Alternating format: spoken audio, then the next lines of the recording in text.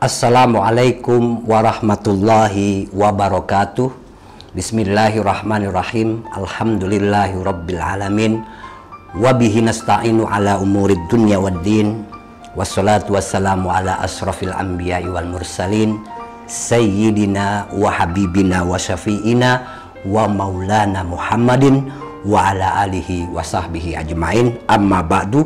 Faqala ta'ala wasari'u ila maghfiratin min rabbikum wa jannatin arduhas samawati wal ard uiddat lil muttaqin alladzina yunfikuna fis sarra'i wad dharra'i wal kadhiminal ghaiza wal afina 'anil nas wallahu yuhibbul muhsinin. Wa qala Rasulullah sallallahu alaihi wasallam, atadruna manil muflis? Qalu al muflisu fina man la dirhama lahu wala mata. Al hadis au kama qala Rasulullah sallallahu alaihi wasallam. Para pemirsa sekalian, ngaji bareng ulama dan kiai yang disiarkan dari kantor pengurus wilayah Nahdlatul Ulama Jakarta. Mudah-mudahan kita semua selalu mendapatkan kesehatan dan ridho dari Allah Subhanahu wa taala. Selamat berjumpa kembali dengan kami dalam acara ngebakul atau ngaji bareng kiai dan ulama. Pada kesempatan kali ini kita akan membahas tema halal bihalal. Halal bihalal ini kita tahu adalah khas tradisi Muslim di Indonesia, karena secara formal acara halal bihalal ini sejatinya memang bukan bagian dari keharusan di dalam ajaran Islam, tapi tradisi halal bihalal ini sudah merupakan bagian dari tradisi bangsa Indonesia yang biasanya dilaksanakan setelah Hari Raya Idul Fitri. Dalil akan adanya halal bihalal sebetulnya tidak secara langsung bisa ditemukan, tapi kalau kita membaca ayat dan hadis Nabi besar Muhammad SAW, kita akan menemukan beberapa dalil yang mendukung kegiatan halal bihalal. Karena pada prinsipnya halal bihalal itu adalah bagaimana kita sesama manusia ini untuk saling memaafkan, saling menghalalkan apa-apa yang tadinya salah, dosa yang terjadi di antara kita. Kita tahu bahwa tujuan berpuasa ya hakikatnya adalah ingin menciptakan kita atau membentuk kita sebagai muslim ini menjadi orang-orang yang bertakwa. Dan tanda ketakwaan salah satunya adalah mudah memaafkan kesalahan orang lain. Selain itu, tentu tanda ketakwaan yang lain ada secara sosial. Itu orang yang bertakwa adalah orang yang memiliki kedermawanan hati, mampu mengontrol emosi, mudah memaafkan orang lain. Intinya, orang yang bertakwa itu adalah orang yang gemar berbuat baik untuk sesama. Maka dalam konteks ini, konteks halal bihalal, yang akan saya tekankan adalah sifat memaafkan. Karena siapapun itu ingin dimaafkan. Dan tidak ada satupun manusia yang tidak punya kesalahan terhadap orang lain. Alhamdulillah bahwa di bulan Ramadan kita sudah melaksanakan ibadah puasa, tarawih, membaca Al-Quran, sedekah dan lain sebagainya, zikir dan lain sebagainya. Yang semuanya itu akan bernilai ibadah dan akan mendapatkan pahala dari Allah Subhanahu wa taala. Tapi bahwa di dalam Islam kehidupan manusia itu tidak cukup hanya hubungan dengan Allah, tapi Allah dan Rasulnya juga mengatur kehidupan kita antar sesama. Bahkan Nabi besar Muhammad SAW itu pernah mengatakan dalam sebuah hadisnya tentang orang yang bangkrut. Dinyatakan Nabi pernah bertanya kepada para sahabat itu, tahukah kalian siapa orang yang bangkrut itu? Atadruna manil muflis? Siapa orang yang bangkrut? Para sahabat kemudian menjawab, orang yang bangkrut itu adalah orang yang tidak punya harta, hartanya ludes. Tapi kata Nabi bukan. Orang yang bangkrut itu adalah orang yang di akhirat nanti dia datang dengan pahala sholat, pahala puasa, pahala baca Quran, pahala zikir, pahala sedekah. Tapi ternyata dalam kehidupan sosial dia banyak melakukan kesalahan dan dosa kepada orang lain. Mulutnya tajam, tangannya ringan untuk menyakiti orang lain, sikapnya dan lain sebagainya merugikan orang lain. Maka dia akan ditimbang, akan dituntut oleh orang-orang yang pernah ditabok, orang yang pernah difitnah, orang yang pernah dicaci maki, sehingga yang terjadi orang-orang yang pernah dizaliminya menuntut dari orang-orang itu.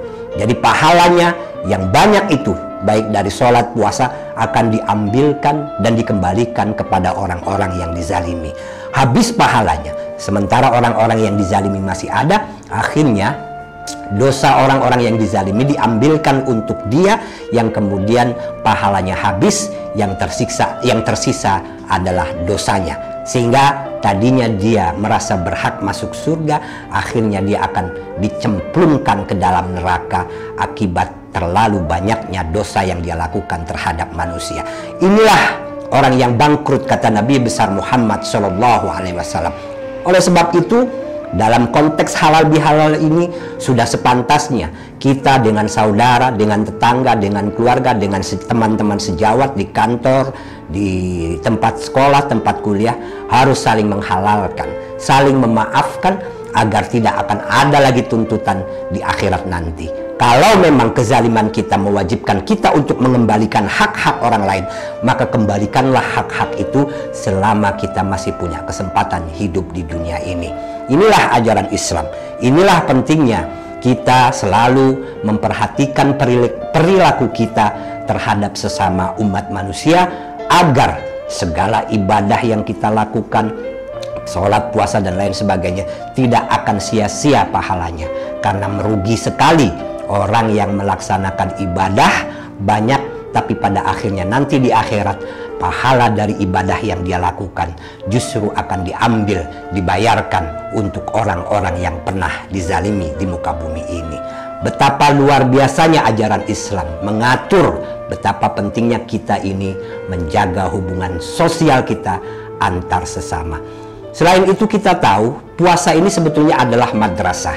Nabi besar Muhammad SAW itu pernah mengatakan, asyamu junnatun, puasa adalah perisai, fala yafsuk wala yarfus wala yajhal.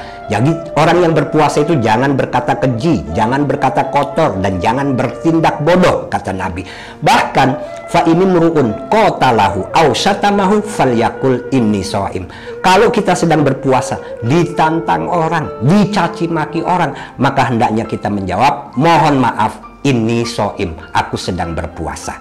Jadi orang yang berpuasa itu sebetulnya diminta atau dididik untuk memiliki mental yang lebih kuat, lebih sabar menghadapi segala ujian, baik ujian yang datang dari manusia, termasuk ujian yang datang dari manusia.